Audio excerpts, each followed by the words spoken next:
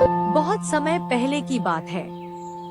माधवपुर नामक गांव में एक गरीब किसान अपनी बूढ़ी अम्मा के साथ रहा करता था। उसके पास एक छोटी सी जमीन थी जो कि बंजर हो चुकी थी। फिर भी वह दिन रात उस पर मेहनत करता था। मोहन बहुत ही मेहनती और ईमानदार था। वह एक आत्मविश्वास से भरा हुआ व्यक्ति था जिसे ना हालातों से डर लगता था ना ही लोगों की बातों से। हर दिन सूरज उगने से पहले ही वह उसी आत्मविश्वास के साथ उठता और अपने खेत की ओर बढ़ता जहां सिर्फ बंजर जमीन थी, लेकिन उसके सपनों की हरियाली छिपी हुई थी। उसे यकीन था कि एक दिन उसकी मिट्टी उसे जरूर जवाब देगी, सोने जैसी फसल बनकर। ओ बेटा मोहन, तेरे लिए मैंने जमींदार से बात कर ली है। वो तुझे अपने पास काम पर रख लेंगे। तू भी जाकर उनसे एक बार बात कर ले बेटा। अब हमारे बस की बात नहीं रही। कम से कम वहां रहकर तू अपना गुजारा तो कर पाएगा। मुझे तेरा बहुत ख्याल है मोहन, इसलिए यह कदम उठाया। जाकर बात कर ले, सब ठीक हो जाएगा।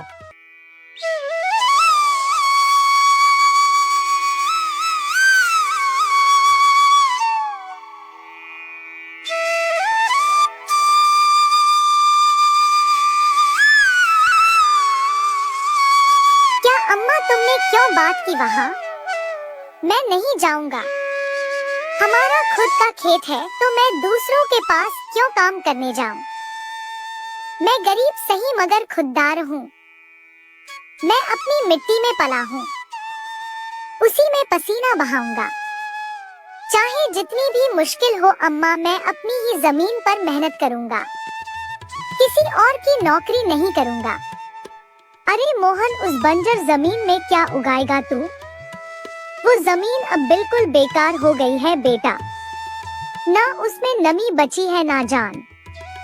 तू अपनी जिंदगी यूं ही जाया कर देगा। उस जमीन को संवारते संवारते मैं जानती हूँ तेरा हौसला बड़ा है, पर बेटा हौसले से पेट नहीं भरता। तू मेरी बात मान ले। वो जमींदार कम से कम तुझे रोज की रोटी तो देगा। अपनी जिद छोड़ दे बेटा। तू थक जाएगा पर वो जमीन कुछ नहीं देगी तुझे। अरे अम्मा, तुम बेकार में ही इतनी परेशान हो रही हो। देखना, एक दिन मैं उसी जमीन से सोना निकालूंगा। यह जमीन ही हमारी सबसे बड़ी ताकत बनेगी। मोहन खेत में काम कर ही रहा था कि तभी वहाँ पर एक आदमी आकर बोला, अरे मोहन भैया, आपको भी मानना पड़ेगा। आप फिर से इस बंजर जमीन पर मेहनत कर रहे हैं।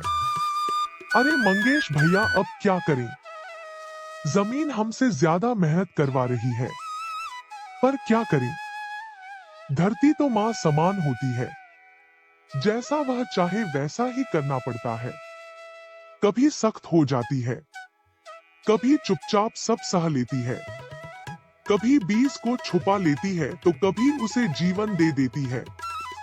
हम तो बस उसके बच्चे हैं जो उसके हर रंग को अपनाना जानते हैं। थक तो जाते हैं भैया, पर जब मिट्टी की खुशबू आती है ना तो सारी थकान उतर जाती है। उम्मीद है यह माँ हमें खाली हाथ नहीं लौटाएगी। बस थोड़ा और सब्र, थोड़ा और विश्वास। आप जैसा मूर्ख तो मैंने आज तक नहीं देखा भैया। क्या सोचते हो आप? दुनिया कहां से कहां पहुंच गई और आप अब भी उसी बंजर जमीन से उम्मीद लगाए बैठे हैं। मोहन के पास उस आदमी की बातों का कोई जवाब नहीं था। वह वहां से अपने घर चला जाता है। जब दोपहर को मोहन थक हार कर घर पहुंचता है तो देखता है कि माँ बुझे हुए चूल्हे के पास चुपचाप बैठी है। क्या हुआ अम्मा? तुम ऐसे क्यों बैठी हो? खाना क्यों नहीं बनाया? क्या बात है? बेटा, चूल्हा जलाने के लिए लकड़ियाँ नहीं है, इसीलिए चूल्हा कैसे जलेगा? बस इतनी सी बात है अम्मा। मैं अभी जाकर ले आता हूँ लकड़ियाँ। मोहन लकड़ियाँ लाने जंगल चला